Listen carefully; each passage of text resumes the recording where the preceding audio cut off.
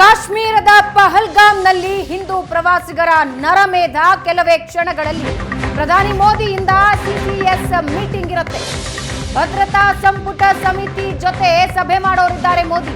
ಅಮಿತ್ ಶಾ ಆಗಮನಕ್ಕೋಸ್ಕರ ಪ್ರಧಾನಿ ಮೋದಿ ಕಾಯ್ತಾ ಇದ್ದಾರೆ. ಈಗಷ್ಟೇ ದೆಹಲಿಗೆ ಕೇಂದ್ರ ಗೃಹ ಸಚಿವ ಅಮಿತ್ ಶಾ ಬಂದಿಳಿದಿದ್ದಾರೆ. ನಿನ್ನೆ ಶ್ರೀನಗರಕ್ಕೆ ಹೋಗಿದ್ರು. ಮೃತರ ಅಂತಿಮ ದರ್ಶನ ಪಡೆದು ಕುಟುಂಬಸ್ಥರಿಗೆ ಸಾಂತ್ವನ ಹೇಳಿ ಇವತ್ತು ಬೈಸರನ್ ವ್ಯಾಲಿ ದಾಳಿ ನಡೆದ ಬೈಸರನ್ ವ್ಯಾಲಿಗೆ ಭೇಟಿ ಕೊಟ್ಟಿದ್ರು. ಇದಾದ ಮೇಲೆ ವಾಪಸ್ ದೆಹಲಿಗೆ ಬರ್ತಾ ಇದ್ದಾರೆ ಅಮಿತ್ ಶಾ. ಕಾಶ್ಮೀರದಿಂದ ದೆಹಲಿಗೆ ವಾಪಸ್ ಆಗ್ತಾ ಇದ್ದಾರೆ. ಸಭೆಯಲ್ಲಿ ಮೋದಿ, ಅಮಿತ್ ಶಾ, ರಾಜನಾಥ್ ಸಿಂಗ್, ನಿರ್ಮಲಾ ಸೀತಾರಾಮನ್ ಸೇರಿದಂತೆ ರಾಷ್ಟ್ರೀಯ ಭದ್ರತಾ ಸಲಹೆಗಾರ ಅಜಿತ್ ದೋವಲ್ ಹಾಗೂ ಸಶಸ್ತ್ರ ಪಡೆಗಳ ಮುಖ್ಯಸ್ಥರು, 3 ಸೇನಾ ವಿಭಾಗದ ಮುಖ್ಯಸ್ಥರು ಭಾಗಿಯಾಗಲಿದ್ದಾರೆ. ಉಗ್ರರ ದಾಳಿಗೆ ಪ್ರತ್ಯುತ್ತರ ನೀಡುವ ಬಗ್ಗೆ ಸಭೆಯಲ್ಲಿ ಚರ್ಚೆಯಾಗುತ್ತೆ. ಮತ್ತೊಂದು ಸರ್ಜಿಕಲ್ ಸ್ಟ್ರೈಕ್, ಏರ್ ಸ್ಟ್ರೈಕ್ ಮಾಡುತ್ತಾ ಭಾರತ? ಭಾರಿ ಕುತೂಹಲ ಮೂಡಿಸ್ತಾ ಇದೆ ಭದ್ರತಾ ಸಂಪುಟ ಸಮಿತಿ ಸಭೆ.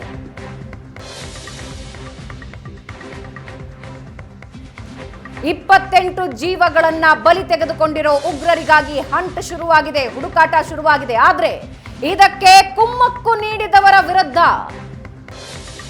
ನಮ್ಮ ಆಕ್ಷನ್ ಏನಿರಬೇಕು ಅನ್ನೋದು ಇವತ್ತು ಭದ್ರತಾ ಸಂಪುಟ ಸಭೆಯಲ್ಲಿ ನಿರ್ಧಾರವಾಗುತ್ತೆ. ಪ್ರಮುಖರು ಈ ಭದ್ರತಾ ಸಂಪುಟ ಸಭೆಯಲ್ಲಿರ್ತಾರೆ. ಅಮಿತ್ ಶಾ, ರಾಜನಾಥ್ ಸಿಂಗ್, ನಿರ್ಮಲಾ ಸೀತಾರಾಮನ್, ರಾಷ್ಟ್ರೀಯ ಭದ್ರತಾ ಸಲಹೆಗಾರ ಅಜಿತ್ ದೋವಲ್, ಸಶಸ್ತ್ರ ಪಡೆಗಳ ಮುಖ್ಯಸ್ಥರು, 3 ಸೇನಾ ವಿಭಾಗದ ಮುಖ್ಯಸ್ಥರು. ಇವತ್ತಿನ ಸಭೆಯಲ್ಲಿ ಏನು ನಿರ್ಧಾರ ಆಗತ್ತೆ ಅನ್ನೋದು ಸದ್ಯಕ್ಕೆ ಇಡೀ ದೇಶ ಕಾದು ನಿಂತು ನೋಡ್ತಾ ಇದೆ. ಸರ್ಜಿಕಲ್ ಸ್ಟ್ರೈಕ್ ಆಗತ್ತಾ, ಏರ್ ಸ್ಟ್ರೈಕ್ ಆಗತ್ತಾ? ಭಾರತದ ನಿರ್ಧಾರದತ್ತ ಇಡೀ ದೇಶದ ಜನ ನೋಡ್ತಾ ಇದ್ದಾರೆ. ಭಾರತೀಯರ ರಕ್ತ ಚೆಲ್ಲಿರುವ ಉಗ್ರರ ವಿರುದ್ಧ ಮತ್ತು ಅದಕ್ಕೆ ಕುಮ್ಮಕ್ಕು ನೀಡಿರುವ ಪಾಕ್ ವಿರುದ್ಧ ಭಾರತದ ನಡೆ ಏನಾಗಿರುತ್ತೆ ಅನ್ನೋದು ಇಡೀ ದೇಶದ ಕುತೂಹಲ.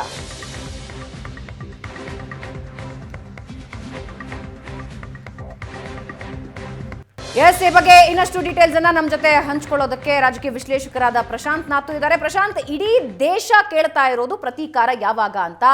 ಆದ್ರೆ ಅದು ಅಷ್ಟು ಸುಲಭನೂ ಅಲ್ಲ, ಅದಕ್ಕೊಂದು ಪ್ಲಾನಿಂಗ್ ಬೇಕಾಗತ್ತೆ, ಯಾವ ರೀತಿಯ ಪ್ರತಿಕ್ರಿಯೆಯನ್ನ ಕೊಡಬೇಕು ಅಂತ. ರವಿ ಜೋಶಿ ಅವ್ರು ಹೇಳ್ತಾ ಇದ್ರು, ಈಗ ಒಂದು ಕಡೆ ಅವರಿದ್ದಾರೆ, LETA ಉಗ್ರರಿದ್ದಾರೆ ಅನ್ನೋ ಮಾಹಿತಿ ಇರುತ್ತೆ. ಆದ್ರೆ ಈ ಸುದ್ದಿ ಹೊರಗೆ ಬರ್ತಾ ಇದ್ದ ಹಾಗೆ, ಭಾರತದ ನಡೆ ಹೊರಗೆ ಬರ್ತಾ ಇದ್ದ ಹಾಗೆ ಅಲ್ಲಿಂದ ಎಸ್ಕೇಪ್ ಆಗ್ಬಿಡ್ತಾರೆ. So there has to be a proper planning for everything ಅಂತ ಭಾರತ ಏನು ಯೋಚನೆ ಮಾಡ್ತಾ ಇದೆ? ನೋಡಿ, ಇಡೀ ದೇಶದಲ್ಲಿ ಒಂದು ಕೂಗು ಅಂತರೂ ಸಾಮಾನ್ಯವಾಗಿ ನಿನ್ನೆ ಸಂಜೆಯ ಘಟನೆಯ ತೀವ್ರತೆಯ ನಂತರ ಕೇಳಿ ಬರ್ತಾ ಇರತಕ್ಕಂಥದ್ದು, ಇನಫ್ ಇಸ್ ಇನಫ್, ನಾವು ಯಾವುದಾದ್ರೂ ಕ್ರಮವನ್ನು ತೆಗೆದುಕೊಳ್ಬೇಕು ಅಂತಕ್ಕಂಥದ್ದು. ನೋಡಿ, ಲಾಂಚ್ ಪ್ಯಾಡ್ಗಳನ್ನು ಪಾಕಿಸ್ತಾನ ಆಕ್ರಮಿತ ಕಾಶ್ಮೀರದಲ್ಲಿ ಭಯೋತ್ಪಾದಕ ಸಂಘಟನೆಗಳು ದಿನವೂ ಕೂಡ ಅದರ ಸ್ಥಳ ಬದಲಾವಣೆಗಳನ್ನು ಮಾಡ್ತಾ ಇರ್ತವೆ. ಭಯೋತ್ಪಾದಕ ಸಂಘಟನೆಗಳು ಕೆಲಸ ಮಾಡ್ತಾ ಇರ್ತಕ್ಕಂಥ ರೀತಿ, ಅದು ಸ್ಲೀಪರ್ ಸೆಲ್ಸ್ ಇರ್ಬೋದು, ಉಗ್ರಗಾಮಿಗಳನ್ನು ಅಲ್ಲಿಂದ ಇನ್ಫಿಲ್ಟ್ರೇಟ್ ಮಾಡ್ತಕ್ಕಂಥದ್ದಿರ್ಬೋದು, ಅದು ಒಂದು ಭಾಗ. ಮೊದಲ ಪ್ರಾಶಸ್ತ್ಯ ಇರ್ತಕ್ಕಂಥದ್ದು ಆ 6 ಉಗ್ರರು ಯಾರು ನಿನ್ನೆ ಮಿನಿ ಸ್ವಿಟ್ಜರ್ಲ್ಯಾಂಡ್ಗೆ ಬಂದು ಈ ಭಯಾನಕ ಅಮಾನುಷ ಕೃತ್ಯವನ್ನು ನಡೆಸಿದ್ರು ಅವರನ್ನು ಹಿಡಿತಕ್ಕಂಥದ್ದು. ಹೀಗಾಗಿ ಇಡೀ ಕಾಶ್ಮೀರದಾದ್ಯಂತ ಕೂಂಬಿಂಗ್ ಆಪರೇಷನ್ ನಡೀತಾ ಇದೆ. ಆ 6 ಜನರು ಏಕಾಏಕಿ ಬಂದಿರಲಿಕ್ಕೆ ಸಾಧ್ಯ ಇಲ್ಲ, ಸ್ಥಳೀಯರು ಅವ್ರಿಗೆ ಸಹಾಯ ಮಾಡಿರ್ತಾರೆ. ಹೀಗಾಗಿ ಆ ಸ್ಥಳೀಯರು ಯಾರು ರೇಖಿ ಮಾಡಿದರು, ಇದರ ಬಗ್ಗೆ ಕೂಡ ಶೋಧ ಕಾರ್ಯಾಚರಣೆ ಕಾಶ್ಮೀರದಲ್ಲಿ ನಡೀತಾ ಇದೆ. ಇದು ಒಂದು ಭಾಗ. ಸಂಜೆ 6 ಗಂಟೆಗೆ ಈಗಾಗಲೇ ಅಮಿತ್ ಶಾ ದಿಲ್ಲಿ ತಲುಪಿದ್ದಾರೆ. ಶ್ರೀನಗರದಿಂದ ಪಹಲ್ಗಾಮ್ ಪ್ರವಾಸಿಗರನ್ನು ಭೇಟಿಯಾದರು. ಅಂತಿಮ ಗೌರವವನ್ನು ಇಡೀ 26 ಪ್ರವಾಸಿಗರಿಗೆ ಸಲ್ಲಿಸಿದರು. ಆಸ್ಪತ್ರೆಗೆ ಹೋಗಿ ಕುಟುಂಬಸ್ಥರನ್ನು ಭೇಟಿಯಾದರು, ಗಾಯಾಳುಗಳನ್ನು ಭೇಟಿಯಾದರು. ಮತ್ತು 15 ಕೋರ್ ಕಮಾಂಡರ್ ಏನಿದ್ದಾರೆ ಕಾಶ್ಮೀರದ ಇಡೀ ಆಪರೇಷನ್ಸನ್ನು ನೋಡ್ತಕ್ಕಂಥವ್ರ ಜೊತೆಗೂ ಕೂಡ ಒಂದು ಹೈ ಲೆವೆಲ್ ಮೀಟಿಂಗ್ ನಡೀತು. ಅಲ್ಲಿನ ಉಪರಾಜ್ಯಪಾಲರು, ಸೆಕ್ಯೂರಿಟಿ ಎಕ್ಸ್ಪರ್ಟ್ಸ್ಗಳ ಜೊತೆಗೂ ಕೂಡ ಅಮಿತ್ ಶಾ ಚರ್ಚೆಯನ್ನು ನಡೆಸಿದ್ದಾರೆ. ಅವರ ಜೊತೆ ಸೇನಾ ಮುಖ್ಯಸ್ಥರು ಕೂಡ ಕಾಶ್ಮೀರ್ಗೆ ಹೋಗಿದ್ದರು. ಅಮಿತ್ ಶಾ ಅವರ ಬಂದ ನಂತರ ಸಂಜೆ 6 ಗಂಟೆಗೆ ಪ್ರಧಾನಮಂತ್ರಿಗಳ ಅಧಿಕೃತ ನಿವಾಸ 7 ಲೋಕ್ ಕಲ್ಯಾಣ್ ಮಾರ್ಗದಲ್ಲಿ ಕ್ಯಾಬಿನೆಟ್ ಕಮಿಟಿ ಆನ್ ಸೆಕ್ಯೂರಿಟಿಯನ್ನು ಕರೆಯಲಾಗಿದೆ. ಯಾಕಂದರೆ ಪ್ರಧಾನಮಂತ್ರಿ ಮೋದಿ ಸೌದಿ ಅರೇಬಿಯಾದಿಂದ ಬಂದ ನಂತರವೇ ಬೆಳಿಗ್ಗೆ ಏರ್ಪೋರ್ಟ್ನಲ್ಲಿ ಅಜಿತ್ ದೋವಾಲ್ ಮತ್ತು ಇತರ ಡಿಫೆನ್ಸ್ ಅಧಿಕಾರಿಗಳ ಜೊತೆಗೂ ಕೂಡ ಒಂದು ಮಾತುಕತೆಯನ್ನು ನಡೆಸಿದರು. ಏನು ಮಾಡಬೇಕು ಅಂತಕ್ಕಂಥದ್ದರ ಬಗ್ಗೆ ಒಂದು ಕಾಂಕ್ರೀಟ್ ಆಗಿರ್ತಕ್ಕಂಥ ಪ್ಲ್ಯಾನ್ ಇರುತ್ತೆ. ನೋಡಿ, ಅದನ್ನು ಏನು ಮಾಡಬೇಕು ಅನ್ನೋದನ್ನು ಹೇಳಿ ಮಾಡೋಕ್ಕಾಗಲ್ಲ.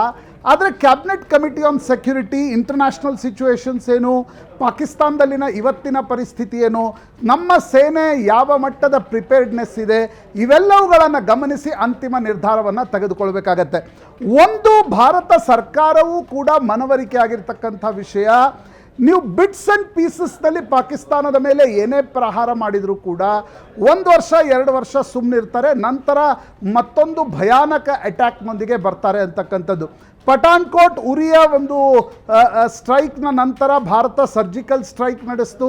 ಮೊದಲ ಬಾರಿಗೆ ಭಾರತ ಸರ್ಕಾರ ಅಂತಾರಾಷ್ಟ್ರೀಯ ಮಟ್ಟದಲ್ಲಿ ಹೇಳ್ಕೊಳ್ತು, ನಾವು ನಮ್ಮ ತಂಡವನ್ನು ಪಾಕಿಸ್ತಾನದ ಒಳಗಡೆ ನುಗ್ಗಿಸಿ ಲಾಂಚ್ ಪ್ಯಾಡ್ಗಳನ್ನು ನಾಶಪಡಿಸಿ ಕರೆಸ್ಕೊಂಡ್ವಿ ಅಂತಕ್ಕಂಥದ್ದು. ಆ ಸರ್ಜಿಕಲ್ ಸ್ಟ್ರೈಕ್ನ ನಂತರ ಸ್ವಲ್ಪ ದಿನಗಳ ಮಟ್ಟಿಗೆ ಪಾಕಿಸ್ತಾನ ಸರ್ಕಾರವೇ ಭಯೋತ್ಪಾದಕ ಸಂಘಟನೆಗಳ ಮೇಲೆ ಕರ್ಬ್ ಹಾಕಿತ್ತು. ಅದಾದ ನಂತರ ಆರ್ಟಿಕಲ್ 370 ಆಗಸ್ಟಲ್ಲಿ ಬಂತು. ಅದಕ್ಕಿಂತ ಮುಂಚೆ 2019 ಚುನಾವಣೆಗೆ ಮುಂಚೆ ಫೆಬ್ರವರಿ ಮಾರ್ಚ್ನಲ್ಲಿ ಪುಲ್ವಾಮಾ ಅಟ್ಯಾಕ್ ನಡೀತು. ಅದು ಸೆಕ್ಯೂರಿಟಿ ಫೋರ್ಸಸ್ಸನ್ನು ಟಾರ್ಗೆಟ್ ಮಾಡಿಟ್ಕೊಂಡಿರ್ತಕ್ಕಂಥ ಒಂದು ಘಟನೆ. ಆ ಘಟನೆಯ ತೀವ್ರತೆಯ ನಂತರ ಭಾರತದಲ್ಲಿ ಒಂದು ಆಕ್ರೋಶ ಮಡುಗಟ್ಟಿತ್ತು. ಹೀಗಾಗಿ ಒಂದು ಬಾಲಾಕೋಟ್ ಏರ್ ಸ್ಟ್ರೈಕನ್ನು ನಡೆಸಲಾಯಿತು. ಇದೇ ಪಾಕಿಸ್ತಾನ ಆಕ್ರಮಿತ ಕಾಶ್ಮೀರ್ನಲ್ಲಿ ಭಯೋತ್ಪಾದಕ ಸಂಘಟನೆಗಳ ಶಿಬಿರಗಳು, ತರಬೇತಿ ಶಿಬಿರಗಳನ್ನು ಟಾರ್ಗೆಟ್ ಮಾಡಿಟ್ಕೊಂಡು ಬಾಲಾಕೋಟ್ ಏರ್ ಸ್ಟ್ರೈಕ್ ನಡೀತು. ಆದರೆ 370ನೇ ವಿಧಿ ರದ್ದತಿಯ ನಂತರ ರಿಲೇಟಿವ್ಲಿ ಪೀಸ್ಫುಲ್ ಆಗಿದ್ದ ಕಾಶ್ಮೀರದಲ್ಲಿ ಸಣ್ಣ ಪುಟ್ಟ ಘಟನೆಗಳು ನಡೆದಿವೆ. ಪೀರ್ ಪಂಜಾಲ್ ಭಾಗದಲ್ಲಿ, ಜಮ್ಮು ಭಾಗದಲ್ಲಿ ಘಟನೆಗಳು ನಡೀತಾ ಇದ್ವು. ಕಾಶ್ಮೀರದಲ್ಲಿ ಒಂದು ಹೈಟೆಂಡ್ ಸೆಕ್ಯೂರಿಟಿ ಅಲರ್ಟ್ ಇದ್ದ ಕಾರಣದಿಂದ ಬರೀ ಸಣ್ಣ ಪುಟ್ಟ ಭಯೋತ್ಪಾದಕ ಘಟನೆಗಳು ನಡೆದಿದ್ವು.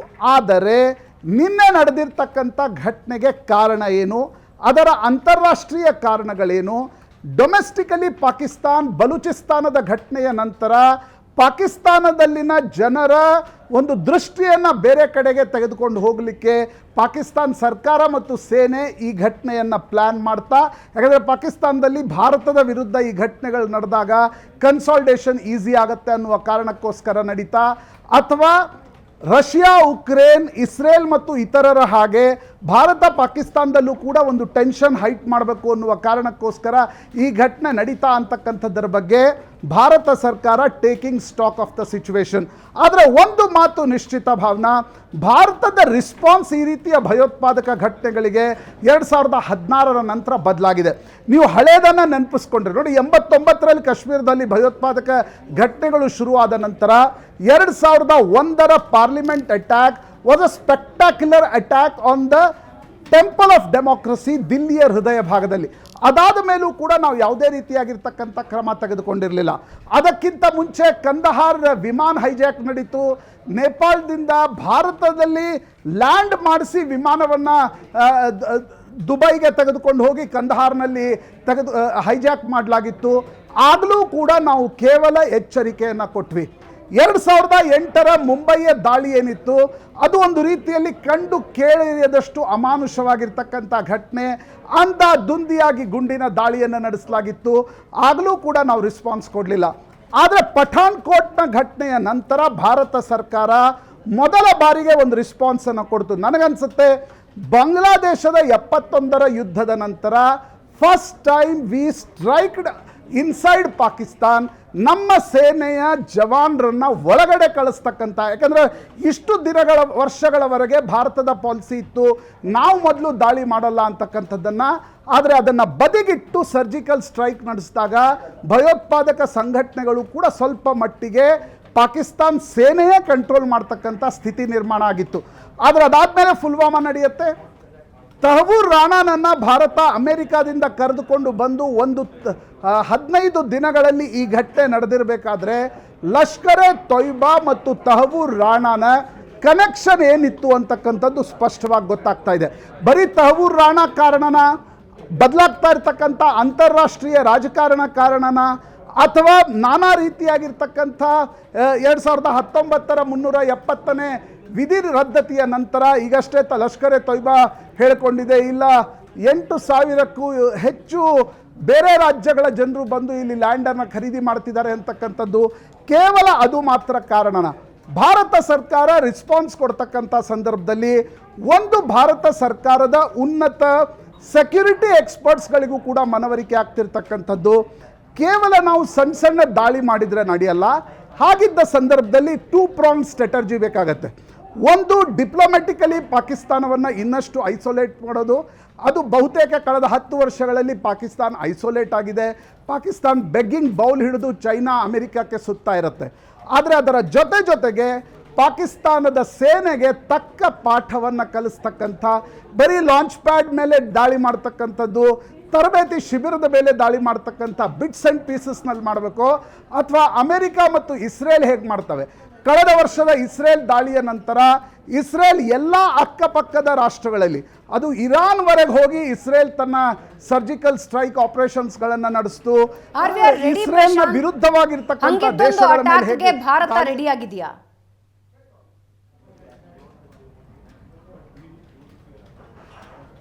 ಪ್ರಶಾಂತ್, ನನ್ನ ಕ್ವೆಶ್ಚನ್, ಹಂಗಿದ್ದೊಂದು ಅಟ್ಯಾಕ್ಗೆ ಭಾರತ ರೆಡಿ ಆಗಿದೆಯಾ?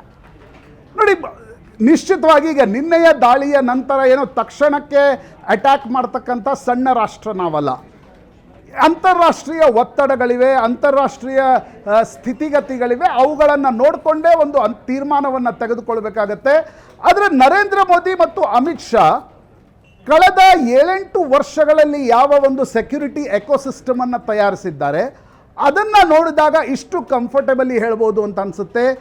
ಏನನ್ನೂ ಮಾಡದೆ ಅಮೆರಿಕದ ಹತ್ತಿರ ಪಾಕಿಸ್ತಾನದ ಮೇಲೆ ದೂರು ಹೇಳ್ತಕ್ಕಂಥದ್ದು, ಇಂಟರ್ನ್ಯಾಷನಲ್ ಕಮ್ಯುನಿಟಿಗೆ ಭಾರತ ದೂರು ಹೇಳ್ತಕ್ಕಂಥ ದುರ್ಬಲ ಸ್ಥಿತಿಯಲ್ಲಿ ನಾವಿಲ್ಲ.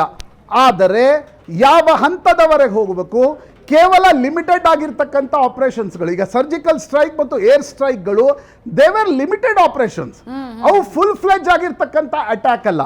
ಆದರೆ ನಿನ್ನೆಯ ಘಟನೆ ಒಂದು ಸ್ಪಷ್ಟವಾಗಿ ಹೇಳ್ತಾ ಇದೆ, ಪಾಕಿಸ್ತಾನ ಯಾವತ್ತೂ ಪಾಠ ಕಲಿಯುವ ದೇಶ ಅಲ್ಲ.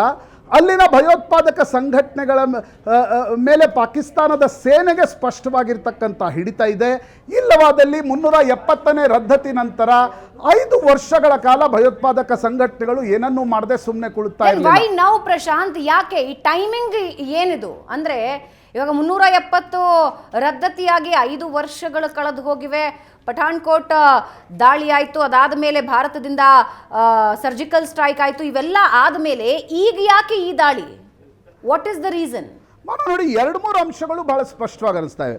ಒಂದು, ಅದರ ಟೈಮಿಂಗ್ ಕೇವಲ ಕೋಇನ್ಸಿಡೆಂಟಲ್ ಟೈಮಿಂಗ ಅಥವಾ ನೀವು ಅದನ್ನು ಸ್ಟ್ರಾಟಜಿಕಲಿ ತೆಗೆದುಕೊಂಡ್ರೆ, ಅಮೆರಿಕಾದ ಉಪಾಧ್ಯಕ್ಷ JD ವಾನ್ಸ್ ಡೊನಾಲ್ಡ್ ಟ್ರಂಪ್ಗೆ ಅತಿ ಹತ್ತಿರದವರು, ಅವರು ಭಾರತದ ಪ್ರವಾಸದಲ್ಲಿ ಕುಟುಂಬ ಸಮೇತ ಇದ್ದಾಗ ಈ ಘಟನೆ ನಡೆಯುತ್ತೆ. ಅದರ ಅರ್ಥ ಅಂತಾರಾಷ್ಟ್ರೀಯ ಕಮ್ಯುನಿಟಿಗೂ ಒಂದು ರೀತಿಯಾಗಿರ್ತಕ್ಕಂಥ ಮೆಸೇಜ್ ಕೊಡ್ತಕ್ಕಂಥ ಪ್ರಯತ್ನವನ್ನು ಭಯೋತ್ಪಾದಕ ಸಂಘಟನೆಗಳು ಮಾಡ್ತಿವೆಯಾ? ಒಂದು.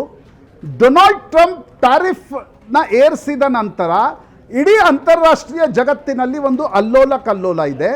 ರಿಅಲೈನ್ಮೆಂಟ್ ಆಫ್ ಫೋರ್ಸಸ್ ಆಗ್ತಾ ಇದೆ. ಅಮೆರಿಕ ರಷ್ಯಾ ಕೈ ಜೋಡಿಸ್ತಕ್ಕಂಥದ್ದು, ಅಮೆರಿಕ ಯುರೋಪ್ ಮಧ್ಯೆ ಒಂದು ರೀತಿಯಾಗಿರ್ತಕ್ಕಂಥ ವಾರು, ಅಮೆರಿಕ ಮತ್ತು ಚೈನಾ ಮಧ್ಯೆ 200% ಟ್ಯಾಕ್ಸ್ ಹಾಕ್ತಕ್ಕಂಥ ಒಂದು ಸ್ಥಿತಿಗತಿಗೆ, ಅಂದರೆ ಇಡೀ ಅಂತಾರಾಷ್ಟ್ರೀಯ ಆರ್ಥಿಕತೆ ಒಂದು ತಲ್ಲಣದಲ್ಲಿದೆ.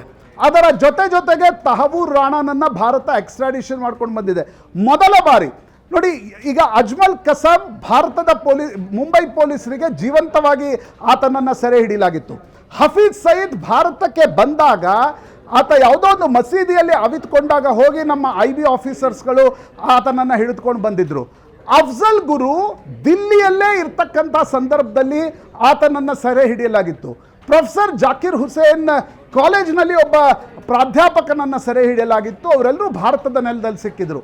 ಮೊದಲ ಬಾರಿ ನೀವು ಈ ಅಂಡರ್ ವರ್ಲ್ಡ್ ಡಾನ್ಗಳನ್ನು ಬಿಟ್ಟರೆ ಒಬ್ಬ ಭಯೋತ್ಪಾದಕ ಸಂಘಟನೆಗೆ ಸೇರಿರ್ತಕ್ಕಂಥ ಪಾಕಿಸ್ತಾನದ ಭಯೋತ್ಪಾದಕ ಸಂಘಟನೆಗಳು ಮತ್ತು ಮಿಲಿಟರಿ ಜೊತೆ ನೇರವಾಗಿರ್ತಕ್ಕಂಥ ಸಂಬಂಧ ಹೊಂದಿರುವ ತಹಬೂರ್ ರಾಣಾನನ್ನು ಭಾರತ ಎಕ್ಸ್ಟ್ರಾಡಿಷನ್ ಮಾಡ್ಕೊಂಡು ಬಂದ ಮೇಲೆ ಲಷ್ಕರ್ ಎ ತೊಯ್ಬಾ ಈ ಘಟನೆಯನ್ನು ನಡೆಸ್ತಾ, ಅದಕ್ಕೆ at the same time Prashant ಪಾಕಿಸ್ತಾನದ ಸೇನಾ ಮುಖ್ಯಸ್ಥನ ಒಂದು ಹೇಳಿಕೆ ಬರುತ್ತೆ. ತಹಾವೂರ್ ರಾಣಾನನ್ನ ಭಾರತಕ್ಕೆ ಕರ್ಕೊಂಡು ಬರೋದಕ್ಕೆ ಮುಂಚೆ ಆತನ ಒಂದು ಸ್ಟೇಟ್ಮೆಂಟ್ ಬರುತ್ತೆ, ಕಾಶ್ಮೀರ ಅನ್ನೋದು ಪಾಕಿಸ್ತಾನದ ಕುತ್ತಿಗೆಯ ರಕ್ತನಾಳ ಅಂತ. ಹಾಗೆ ಅವರುಗಳು ನಮಗಿಂತ ಭಿನ್ನರು ಅಂದರೆ ಹಿಂದೂಗಳು ನಮಗಿಂತ ಭಿನ್ನರು, ನಾವು ಅವರು ಒಂದೇ ಅಲ್ಲ ಅನ್ನೋ ಒಂದು ಸ್ಟೇಟ್ಮೆಂಟ್ ಬರುತ್ತೆ. ಇವತ್ತು ಹಿಂದೂಗಳನ್ನು ಹುಡುಕಿ ಕೊಲ್ಲಲಾಗಿದೆ. Is it connected? ನಿಶ್ಚಿತವಾಗಿ ಇಟ್ ಈಸ್ ಕನೆಕ್ಟೆಡ್. ಹಿಂದೆ ಪಾಕಿಸ್ತಾನದ ಸರ್ವಾಧಿಕಾರಿಯೊಬ್ಬರು ಭಾರತವನ್ನು ನಾವು 1000 ತುಂಡುಗಳನ್ನಾಗಿ ಮಾಡ್ತೀವಿ ಅಂತಕ್ಕಂಥ ಹೇಳಿಕೆಯನ್ನು ಕೊಟ್ಟಿದ್ರು. ನೋಡಿ, ಪಾಕಿಸ್ತಾನದ ಸೇನೆ ಮತ್ತು ಸರ್ಕಾರ, ದಟ್ ಈಸ್ ಅ ಥಿಯೋಕ್ರೆಟಿಕ್ ಸ್ಟೇಟ್. ಪಾಕಿಸ್ತಾನದಲ್ಲಿ ಭಾರತದ ದ್ವೇಷ ಇಲ್ಲದೆ ಪಾಕಿಸ್ತಾನ ಒಟ್ಟಾಗಿರ್ಲಿಕ್ಕೆ ಸಾಧ್ಯ ಇಲ್ಲ. ಬಲೂಚಿಸ್ತಾನದ ಘಟನೆ ಏನು ಸ್ಪಷ್ಟವಾಗಿ ಹೇಳ್ತು? ಬಲೂಚಿ ಬಂಡಖೋರರು ಪಾಕಿಸ್ತಾನದ ಸೇನೆಯ ಜವಾನರಿರ್ತಕ್ಕಂಥ ಟ್ರೇನನ್ನು ಹೈಜಾಕ್ ಮಾಡಿದಾಗ ಬಲೂಚಿಸ್ತಾನ್ ಎಲ್ಲೂ ಪಾಕಿಸ್ತಾನದಿಂದ ತುಂಡಾಗುತ್ತೋ ಅಂತಕ್ಕಂಥದ್ರ ಬಗ್ಗೆ ಪಾಕಿಸ್ತಾನದಲ್ಲಿ ಒಂದು ಭಯ ಆವರಿಸಿದೆ. ಸಿಂಧಿ ವರ್ಸಸ್ ಪಂಜಾಬ್, ಈ ಎಲ್ಲ ಗಲಾಟೆಗಳನ್ನು ಪಾಕಿಸ್ತಾನ ನೋಡ್ತಾ ಇದೆ. ಆರ್ಥಿಕತೆ ಪಾತಾಳಕ್ಕೆ ಕುಸಿದಿದೆ. ಪಾಕಿಸ್ತಾನದಲ್ಲಿ ಹೇಳಿಕೊಳ್ಳುವಂಥ ಯಾವುದೇ ರೀತಿಯಾಗಿರ್ತಕ್ಕಂಥ ಸಾಮರ್ಥ್ಯ ಇಲ್ಲ. ಆ ಸಂದರ್ಭದಲ್ಲಿ ಪಾಕಿಸ್ತಾನದ ಸೇನೆ ಈ ಅಟ್ಯಾಕನ್ನು ಪ್ಲ್ಯಾನ್ ಮಾಡ್ತಾ ಟು ಕನ್ಸಾಲಿಡೇಟ್ ಇಟ್ಸ್ ಪೊಸಿಷನ್ ಅಂತಕ್ಕಂಥದ್ದು ಕೂಡ ಬಹಳ ಮುಖ್ಯವಾಗಿ ಯೋಚನೆ ಮಾಡಬೇಕಾಗಿರ್ತಕ್ಕಂಥ ವಿಷಯ. ಯಾಕೆಂದರೆ ಪಾಕಿಸ್ತಾನದ ಸೇನೆಯ ಹೋಲ್ಡ್ ಪಾಕಿಸ್ತಾನದ ಸರ್ಕಾರ ಮತ್ತು ಸಿವಿಲ್ ಸೊಸೈಟಿ ಮೇಲೆ ಜಾಸ್ತಿ ಆಗೋದು ಭಾರತದ ಮೇಲಿನ ದ್ವೇಷ ಮತ್ತು ಭಾರತದ ಮೇಲೆ ಆಗಿಂದಾಗೆ ನಡೀತಾ ಇರತಕ್ಕಂಥ ದಾಳಿಗಳ ಕಾರಣದಿಂದ. ಹೀಗಾಗಿ ಪಾಕಿಸ್ತಾನದಲ್ಲಿ ಒಂದು ನಾಗರಿಕ ಸರ್ಕಾರ ಅಂತೇನು ಹೇಳ್ತೀವಿ, ಪ್ರಜಾಪ್ರಭುತ್ವ ಸರ್ಕಾರ ಅಂತೇನು ಹೇಳ್ತೀವಿ, ಅದು ಇಮ್ರಾನ್ ಖಾನ್ ಜೈಲಿಗೆ ಹೋದ ಮೇಲೆ, ನವಾಜ್ ಶರೀಫ್ ಅಧಿಕಾರಾವಧಿ ಮುಗಿದ ಮೇಲೆ ಈಗ ಹೆಸರಿಗೆ ಮಾತ್ರ ಸರ್ಕಾರ ಇದೆ. ಅಲ್ಲಿನ ಆಡಳಿತವನ್ನು ಪಾಕಿಸ್ತಾನದ ಸೇನೆ ನಡೆಸ್ತಾ ಇದೆ. ಬಹುತೇಕ ಪ್ರಜಾಪ್ರಭುತ್ವದ ಮಾದರಿಯಲ್ಲಿ ಆಯ್ಕೆಯಾಗಿ ಬಂದಿರತಕ್ಕಂಥ ನಾಯಕರುಗಳು ಜೈಲಿನಲ್ಲಿದ್ದಾರೆ. ಈ ಪರಿಸ್ಥಿತಿಯಲ್ಲಿ ಪಾಕಿಸ್ತಾನದ ಸೇನೆ ಲಷ್ಕರ್ ಎ ತೊಯ್ಬಾನ್ನ ಮತ್ತೊಮ್ಮೆ ಉಪಯೋಗಿಸ್ಕೊಂಡು ಈ ದಾಳಿಯನ್ನು ನಡೆಸ್ತಾ, ಅದಕ್ಕೆ ಹಿಂದಿರುವ ಕಾರಣಗಳೇನು ಅಂತಕ್ಕಂಥದ್ರ ಬಗ್ಗೆ ಸೆಕ್ಯೂರಿಟಿ ಎಕ್ಸ್ಪರ್ಟ್ಸ್ಗಳು ನಿಶ್ಚಿತವಾಗಿ ಸರ್ಕಾರಕ್ಕೆ, ಕ್ಯಾಬಿನೆಟ್ ಕಮಿಟಿ ಆನ್ ಸೆಕ್ಯೂರಿಟಿಗೂ ಕೂಡ ಬ್ರೀಫ್ ಮಾಡ್ತಾರೆ. ಆದರೆ ಬಹಳ ಮುಖ್ಯವಾಗಿ ಆಗಬೇಕಾಗಿರ್ತಕ್ಕಂಥದ್ದು ಸರ್ಜಿಕಲ್ ಸ್ಟ್ರೈಕ್ ಮತ್ತು ಏರ್ ಸ್ಟ್ರೈಕ್ ಏನಿದ್ವು, ದೇ ವೇರ್ ಲಿಮಿಟೆಡ್ ಆಪರೇಷನ್ಸ್ಗಳು. ಆದರೆ ನಿನ್ನೆಯ ಘಟನೆಯ ನಂತರ ಒಂದು ಕಡೆ ವಿಶ್ವದಲ್ಲಿ ಅಮೆರಿಕಾದ ಹೆಜಿಮನಿ ಕಡಿಮೆ ಆಗ್ತಾ ಇರತಕ್ಕಂಥ ಸಂದರ್ಭದಲ್ಲಿ ಭಾರತ ಒಂದು ಇಂಡಿಪೆಂಡೆನ್ಸ್, ಇದರಲ್ಲಿ ಯುದ್ಧೋನ್ಮಾದದ ಪ್ರಶ್ನೆ ಇಲ್ಲ, ಇದರಲ್ಲಿ ಇಲ್ಲ ನಾವು ಪ್ರತಿಕಾರವನ್ನು ನಾಳೆಯೇ ತೆಗೆದುಕೊಳ್ಬೇಕು ಅಂತಕ್ಕಂಥ ಪ್ರಶ್ನೆ ಇಲ್ಲ. But once for all Pakistan ಅಂತಕ್ಕಂಥ ನಮ್ಮ ಮಗ್ಗಲು ಮುಳ್ಳೇನಿದೆ ಅದಕ್ಕೆ ಸರಿಯಾದ ರೀತಿಯಲ್ಲಿ ಕೇವಲ ಇಲ್ಲ ನಾವೇನೋ ಒಂದು ಸ್ಟ್ರೈಕ್ ನಡೆಸ್ಬಿಡ್ತೀವಿ, ನಾವು ಭಾರತದಲ್ಲಿ ಅದನ್ನು ಸೆಲೆಬ್ರೇಟ್ ಮಾಡ್ತೀವಿ ಅಂತಕ್ಕಂಥ ಸ್ಟ್ರೈಕ್ಗಳು ಲಿಮಿಟೆಡ್ ಪೀರಿಯಡಿಗೆ ಮಾತ್ರ ಒಂದು ರೀತಿಯಾಗಿರ್ತಕ್ಕಂಥ ಸೊಲ್ಯೂಷನನ್ನು ಕೊಡಬಲ್ವು.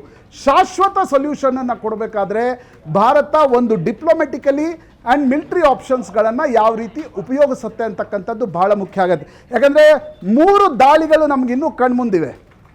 ಕಂದಹಾರ್ನ ಹೈಜಾಕ್ ಇರ್ಬೋದು, ಪಾರ್ಲಿಮೆಂಟ್ ಅಟ್ಯಾಕ್ ಇರ್ಬೋದು, ಮುಂಬೈ ಮೇಲೆ ನಡೆದಿರ್ತಕ್ಕಂಥ ದಾಳಿ ಇರ್ಬೋದು. ಆ ದಾಳಿಗಳ ನಂತರ ನಾವು ಬರೀ ಡಿಪ್ಲೊಮೆಟಿಕ್ ಅಫೆನ್ಸಿವ್ಗೆ ಹೋದ್ವಿ, ಡೋಸಿಯರ್ಗಳ ಮೇಲೆ ಡೋಸಿಯರ್ಗಳನ್ನು ಕೊಟ್ವಿ, ಪಾಕಿಸ್ತಾನ ಒಬ್ಬನನ್ನೂ ಕೂಡ ನಮಗೆ ಹಸ್ತಾಂತರಿಸಲಿಲ್ಲ. ಆದರೆ ಸರ್ಜಿಕಲ್ ಸ್ಟ್ರೈಕ್, ಏರ್ ಸ್ಟ್ರೈಕ್ನ ನಂತರ 5 ವರ್ಷಗಳ ಕಾಲ ರಿಲೇಟಿವ್ಲಿ ಪೀಸ್ಫುಲ್ ಕಾಶ್ಮೀರನ ನಾವು ನೋಡಿದ್ದೀವಿ. ಹೀಗಿರುವ ಸಂದರ್ಭದಲ್ಲಿ ಇವತ್ತು ಭಾರತ ಸರ್ಕಾರ ನಿನ್ನೆಯ ಒಂದು ರೀತಿಯ ಮೆಸಖೇರ್ ಏನಿತ್ತು, ಅಂದರೆ ಬಟ್ಟೆಗಳನ್ನು ಬಿಚ್ಚಿ ನೀನು ಯಾವ ಧರ್ಮದವನು ಅಂತಕ್ಕಂಥದ್ದನ್ನು ಕೇಳಿಕೊಂಡು ಗುಂಡು ಹಾರಿಸ್ತಕ್ಕಂಥದ್ದು, ಪತ್ನಿಯರ ಮಕ್ಕಳ ಎದುರು ಗಂಡನಿಗೆ ಗುಂಡು ಹಾರಿಸ್ತಕ್ಕಂಥ ಘಟನೆ ನಡೆದಿದ್ದೆ ಇಡೀ ಭಾರತದಲ್ಲಿ ಒಂದು ಭೀತಿ, ಭಯ ಆವರಿಸಲಿ ಅಂತಕ್ಕಂಥದ್ದು. ಯಾಕಂದರೆ ಇವತ್ತು ರಾತ್ರಿಯಿಂದ ನಾವು ಪಾರ್ಥಿವಗಳನ್ನು ಜಿಲ್ಲೆಗಳಲ್ಲಿ ಸ್ವೀಕಾರ ಮಾಡಿದಾಗ ಆ ಭಯ ಕೇವಲ ದಿಲ್ಲಿಯಲ್ಲೋ ಶ್ರೀನಗರದಲ್ಲೋ ಅಲ್ಲ, it will be felt in the district centres also.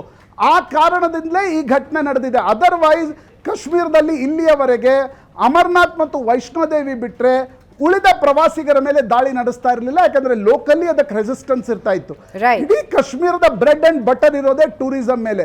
ಈ ಬಾರಿ ಸಾಮಾನ್ಯ ಪ್ರವಾಸಿಗರ ಮೇಲೆ ದಾಳಿ ನಡೆದಿರ್ತಕ್ಕಂಥದ್ದು ನೋಡಿದ್ರೆ ಒಂದು ಸ್ಟ್ರಾಟಜಿ ಭಯೋತ್ಪಾದಕ ಸಂಘಟನೆಗಳು ಮತ್ತು ಪಾಕಿಸ್ತಾನ ಮಾಡ್ಕೊಂಡು ಬಂದಿದೆ. ಅದಕ್ಕೆ ನಮ್ಮ ಪ್ರತಿಕ್ರಿಯೆ ಏನು? Cabinet committee on security will decide. Yes Prashant, ಧನ್ಯವಾದ.